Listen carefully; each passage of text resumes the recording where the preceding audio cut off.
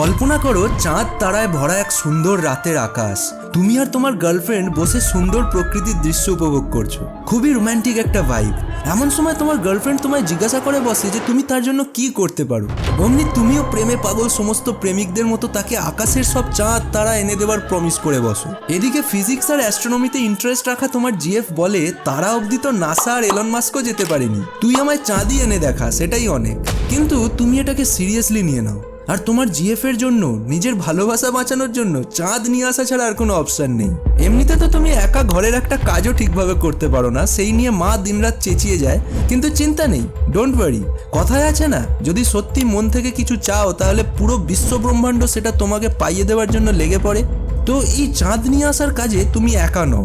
তোমার ভালোবাসা বাঁচানোর জন্য পুরো দুনিয়ার প্রায় 800 কোটি মানুষ তোমার সাথে থাকবে, হেল্প করবে। তো কি মনে হয় পুরো দুনিয়ার মানুষ মিলে একসাথে চাঁদকে টানলে এটা পসিবল হবে? আদৌ কি এটা প্র্যাকটিক্যাল? সায়েন্সের ভিত্তিতে আজ এটাই অ্যানালিসিস করে যা বলতে চলেছি, শুনলে সত্যিই হতবাক হয়ে যাবে সবাই। তো চলো শুরু করা যাক আজকের এই অদ্ভুত অ্যান্ড অ্যামেজিং ভিডিও। ফার্স্টে যে চাঁদকে টানার কথা ভাবছো, একটু সেটার ডিটেলসও জানা দরকার। কত বড় দড়ি লাগবে, কত স্ট্রং দড়ি লাগবে। তো চাঁদ পৃথিবী থেকে 3,84,400 কিলোমিটার দূরে আছে। আর যখন চাঁদ পৃথিবীর সব থেকে কাছেও থাকে না, তখনও এর দূরত্ব থাকে 3,62,600 কিলোমিটার। এছাড়া এর রেডিয়াস 1737.4 কিলোমিটার, যেটা পৃথিবীর সাথে তুলনা করলে এটা পৃথিবীর মাত্র 27%। কিন্তু এটাই সব নয়, এর মাসও তো জানতে হবে আমাদের। সো চাঁদের মাস হলো 7.342 × 1022 কেজি, যেটা পৃথিবীর তুলনায় মাত্র 1.2%ই কেবল। যদি আমরা চাঁদকে টেনে আনতে চাই তাহলে সবার আগে তো আমাদের চাঁদকে একটা শক্ত মোটা দড়ি টাইপের কিছু দিয়ে চারদিকে ভালোভাবে বাঁধতে হবে। আর সেই দড়ির সাইজ এতই বড় হতে হবে যে সেটাকে যাতে পৃথিবীর সব মানুষ ধরতে পারে। শুধু তাই নয়, সেটাই 3,84,400 কিলোমিটার অবধি গিয়ে আবার চাঁদের চারদিকে এক পাক দিয়ে সেটাকে বাঁধতেও হবে। চলো ধরে নেওয়া যাক এই দড়ির সাইজ 4.5 লাখ কিলোমিটার হলেই হয়ে যাবে। তো এবার প্রশ্ন হলো, আমরা কি এত বড় দড়ি বা কেবল বানাতে পারবো? আমার মনে হয় যদি আমরা একদম সিদ্ধান্ত নিয়ে নিই তাহলে পৃথিবীতে এত বড় লেন্থের কেবল বানানোর মতো রিসোর্স তো এনাফ আছে। মানে এটা বানানোই যায় যদি আমরা একদম একমত হয়ে ডিসিশন নিয়ে নিই তো। কিন্তু ওয়েট, এখানেই আসছে ফার্স্ট বাধা। এত বড় কেবল পৃথিবীর গ্র্যাভিটির বিরুদ্ধে নিয়ে গিয়ে চাঁদের চারদিকে বাঁধা কি পসিবল আদৌ? আর কি বা গ্যারান্টি আছে যে এটা মাঝ রাস্তায় ছিঁড়ে যাবে না? বলে রাখি, এরকম মাত্র 1 কিলোমিটার কেবলের ওজন প্রায় 50,000 কিলোগ্রাম অবধি হতে পারে। মানে এরকম 1 কিলোমিটার লম্বা কেবলও এই মুহূর্তে স্পেসে নিয়ে যাওয়ার মতো আমাদের কাছে কোনো রকেটই নেই যে এই 50,000 কেজির ভারী কেবলকে নিয়ে যেতে পারে।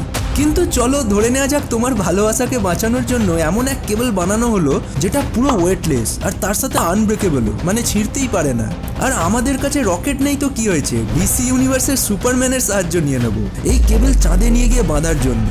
এবার ভেবে নাও আমাদের কেবল চাঁদে চলে গেছে আর সেটা দিয়ে চাঁদকে ভালোভাবে বেঁধেও ফেলা হয়েছে। তাহলে কি আমরা এবার এটা ধরে টানার জন্য পুরো রেডি? ওয়েল, এখানে একটা জিনিস তো আমরা ভুলেই যাচ্ছি, চাঁদ আর পৃথিবী তো স্থিরই নয়, এরা তো নিজের অক্ষের চারদিকে ঘোরে। তার সাথে চাঁদ তো পৃথিবীর চারদিকে 3,683 কিলোমিটার পার আওয়ার স্পিডে ঘুরছে। শুধু তাই নয়, পৃথিবীও 1674 কিলোমিটার পার আওয়ার স্পিডে ঘুরছে। তাই চাঁদের দড়ি বেঁধে যদি পৃথিবীতে আমরা ধরে থাকি তাহলে সেই দড়ি পৃথিবীর চারদিকেই পেঁচিয়ে গিয়ে পৃথিবীটাই জড়িয়ে যাবে, তাই না? তার মানে একমাত্র চাঁদকে টানতে গেলে আমাদের পৃথিবী আর চাঁদের ঘোরা মানে রোটেশন বন্ধ করতে হবে। ওয়েল, পৃথিবীর স্পিড থেমে গেলে বা বেড়ে গেলে কি কনসিকোয়েন্সেস হতে পারে তা কল্পনারও বাইরে।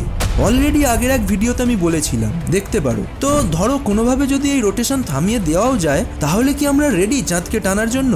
ওয়েল, সেটার জন্য দুনিয়ার সব মানুষকে একটা জায়গায় জড়ো করতে হবে। তবে এটা কঠিন হলেও ইম্পসিবল নয়, কারণ ভারতের একটা রাজ্যের মধ্যেই সব দুনিয়ার মানুষকে জড়ো করা যেতে পারে ইজিলি। কিন্তু এই এত মানুষের মধ্যে যে ছেলে মেয়ে বুড়ো পঙ্গু বাচ্চা সব রকম মানুষ থাকবে, তারা সবাই মিলে চাঁদকে কি টানতে পারবে?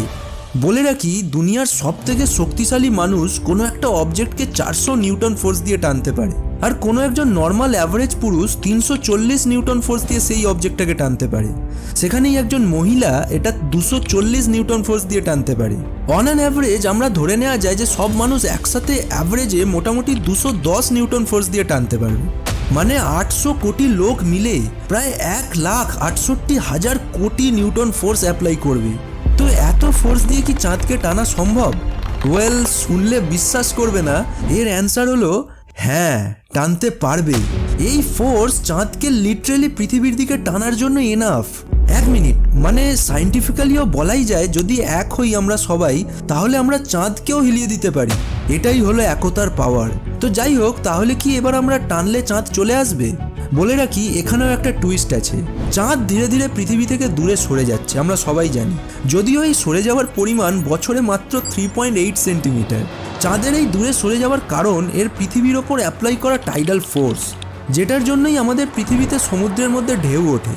কিন্তু টাইডাল বাল্জের সময় এই ফোর্স চাঁদকেই তার অরবিটের পিছনের দিকে ধাক্কা দিয়ে কিছুটা সরিয়ে দেয়। তার মানে আমরা যত পৃথিবী থেকে চাঁদকে টানবো, তার মধ্যে কিছুটা ফ্র্যাকশন এটা পিছনের দিকেও যেতে থাকবে।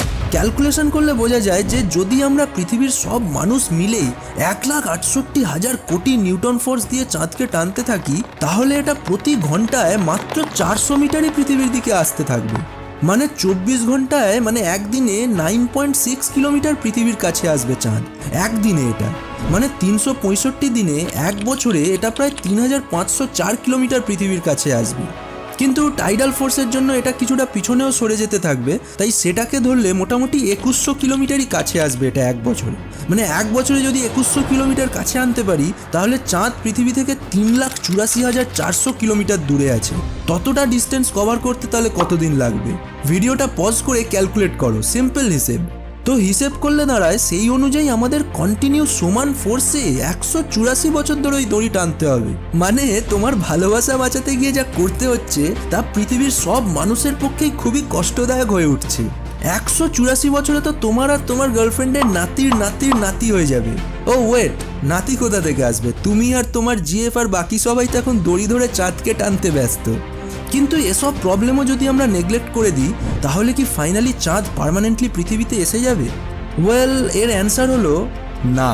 যখন কোনো অবজেক্টের একটা নির্দিষ্ট মাস থাকে না, আর সেটা একটা স্পিডে ট্রাভেল করতে থাকে, তখন সেটা একটা কাইনেটিক এনার্জি পজেস করে। তাই যখন ফাইনালি চাঁদ পৃথিবীতে এসে পড়বে, তখন এর কাইনেটিক এনার্জি মারাত্মক বেশি থাকবে, যার ফলে পৃথিবীতে শুরু হয়ে যাবে বিনাশ।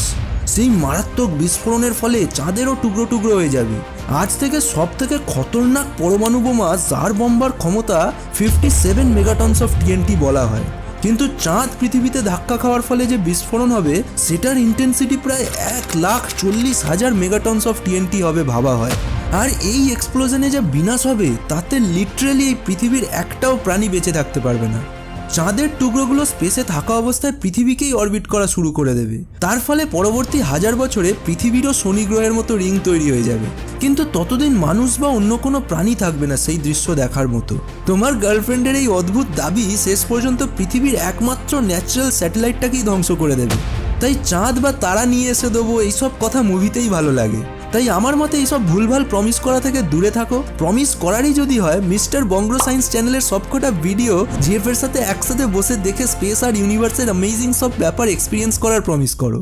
দেখা হচ্ছে নেক্সট ভিডিওতে। Till then guys, bye by.